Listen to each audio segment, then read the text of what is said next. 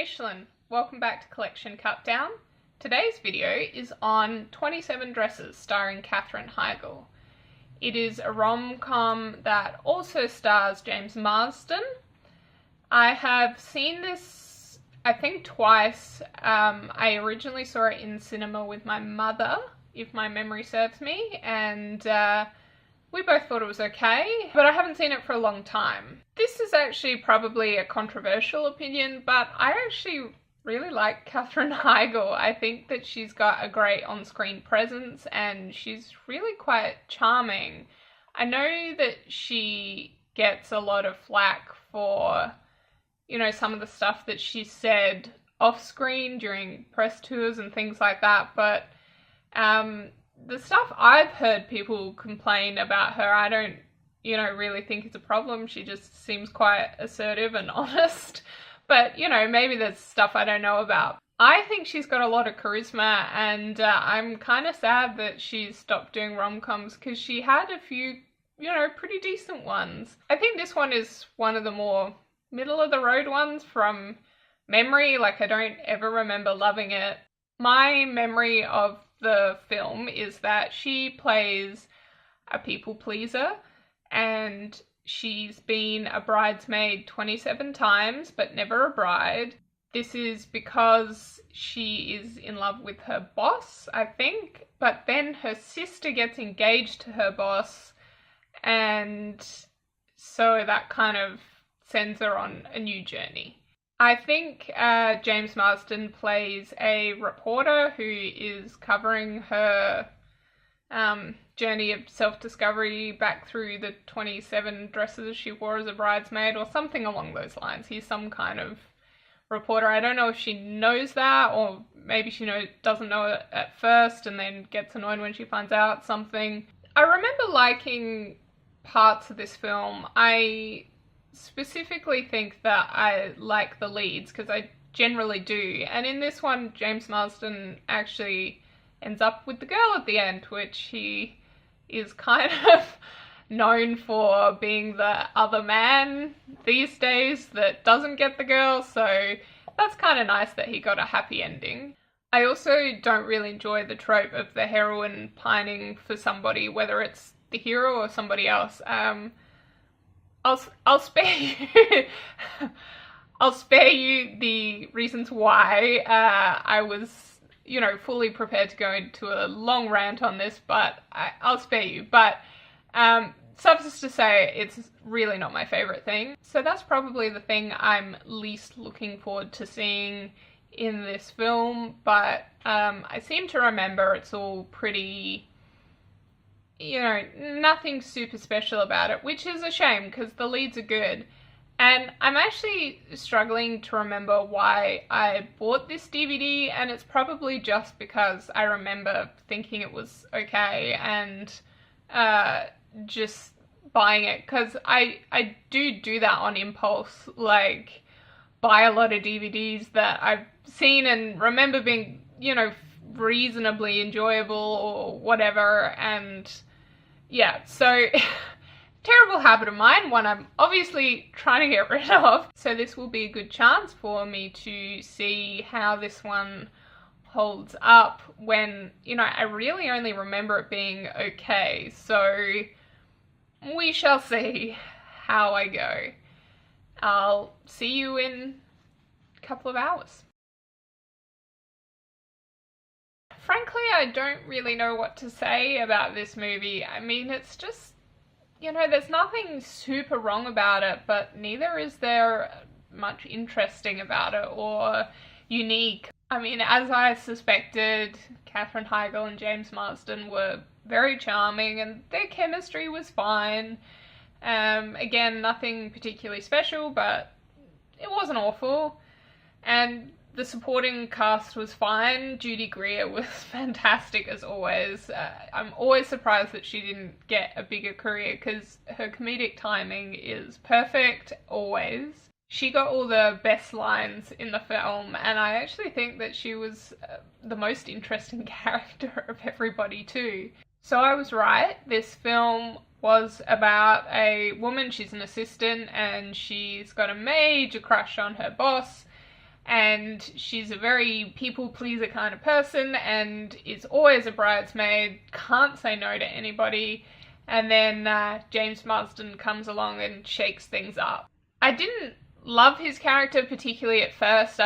He came across very stalkery. He was very persistent after she'd told him to get lost, and it was creepy, and they kind of called him on that, but then, within the film itself, like, she tells him he's being creepy, but then he kind of gets rewarded for that creepy behavior, and that was a bit unfortunate. Like, I mean, the only reason it was pulled off at all is because James Marsden is so charming. Thankfully, as the film progressed, he became a much more likable character, very straightforward, very honest. Shame that it wasn't good right from the get-go, I guess. So watching this, I was struck that in other circumstances, it's possible that she could have ended up with her boss if things had been a little bit different in the film. And so it was actually interesting thinking about it from that point of view, because they even kiss at the end, which is very unusual for a rom-com to have the heroine kiss another guy right towards the end of the film.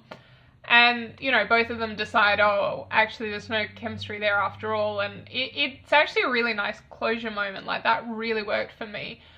But, yeah, it was interesting that they made that choice. And, yeah, with a few tweaks, Ed Burns' character could have actually been the hero of the film.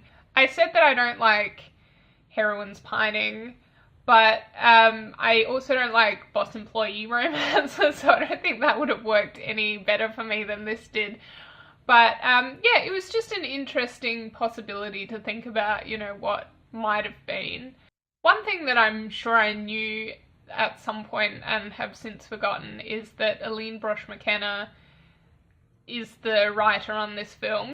She wrote The Devil Wears Prada and was co-creator of Crazy Ex-Girlfriend, and I was actually following her career through the Script Notes podcast, on which she's a regular guest, and that's a podcast I would recommend and will link somewhere. I don't think this is her strongest work. I definitely think that she's done a lot better. It's solid-ish. Again, like I said, nothing hugely spectacular about it, but nothing super offensive in terms of it being badly made or badly written or anything. It's just typical, and I think that's the problem.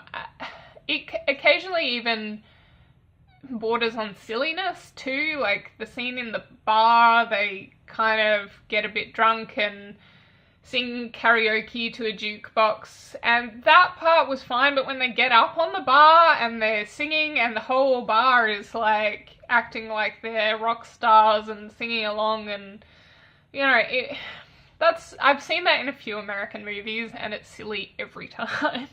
The ending was also a bit silly. She interrupts this stranger's wedding to talk to his character, and I mean, I don't mind a big gesture in a rom-com, like, pretty much every rom-com has one, but it was very selfish of her, and that conversation easily could have waited until the next day. Like, I get that she's had this big revelation, so she wants to talk to him about it now, but at the same time, it's just like, just chill.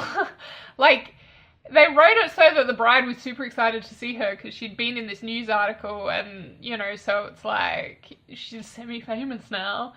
But, they could have easily written the bride to have been super pissed off that her wedding got interrupted, which I think is a far more natural reaction to a situation like that. So, yeah, again, it just it wasn't quite grounded enough for me to believe it, and I didn't quite buy the motivation to do it, or I didn't really think that it needed to be that way, so it kind of just, broke the spell of the movie for me a bit. I also think that Malin Ackerman's character, the sister, was a bit of a mixed bag, and I think that might have been just because she was quite inconsistently written. Like, in some scenes that she's slightly ditzy, maybe a little bitchy, but generally quite likable, and then other times she really devolves into being a genuinely terrible person, And yet she's sort of like, at the end it's revealed that she's just as jealous of her sister as, you know, Katherine Heigl's character is of her, and so on. And so that's meant to be like her redemption moment, that you're seeing her from another point of view and all this, but in reality it was just kind of like, well, I don't think she actually deserved anything nice happening to her. Like, the way that she was kind of racist was really bad. So that wasn't my favourite thing. I think they probably could have made her less awful.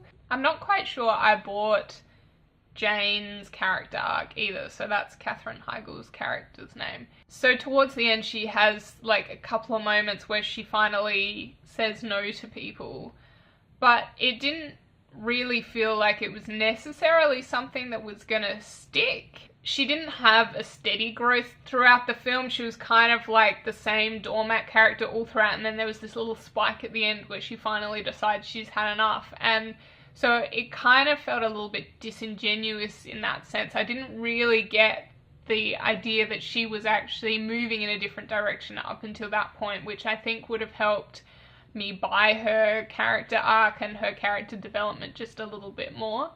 So my overall verdict, it's fine.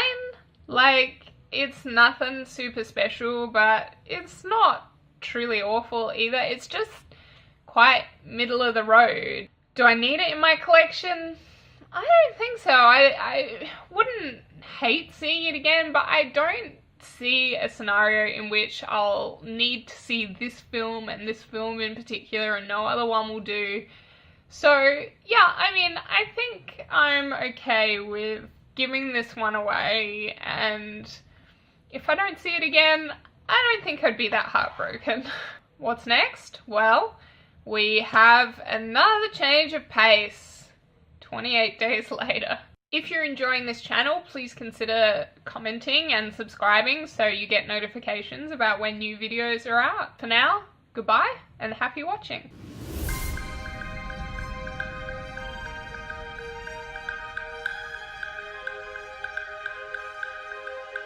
Mm-hmm.